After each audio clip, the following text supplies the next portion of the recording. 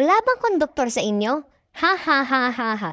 Ngayong araw, papakita ko sa inyo kung gaano kagaling ang aking spy skill. Listen, look, and listen, and learn.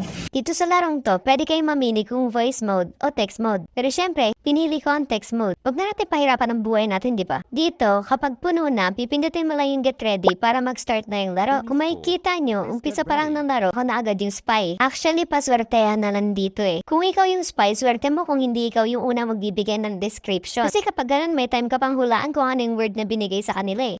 Oh my god, what is that? Oh my god! Got him!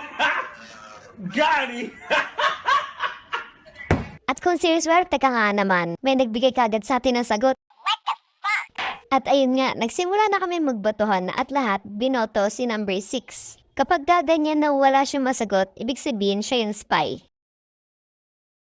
Kung ikaw yung spy, may chance ka rin na i-guess yung word. Pero sa kaso ko, hindi na ako nag-guess kasi baka mali. Gaya netong yung number 6, nilagay niya, bus. Tapos mali siya, edi sayang. Kung makikita rito, hindi nakasagot si number 5. So, may chance na siya yung pagbintang ng spy. Ganito ang lalabas kapag hindi spy ang napili nyo. Diba ang dali lang niya, kailangan lang talaga sa larong to, mautak ka. Hanggang sa 3 na ang namatay at wala pa rin nakakalam na isa akong spy. Alam kong may mag-vote kay number 2, kaya siya na yung binote ko para umunti na lang kami. Wala bang konduktor sa inyo?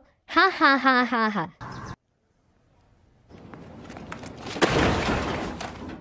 Tatlo na lang kami natitira at kapag hindi pa rin nalaman kung sino yung spy, it means mananalo yung spy. Napili ang number 3. Talo! Sorry.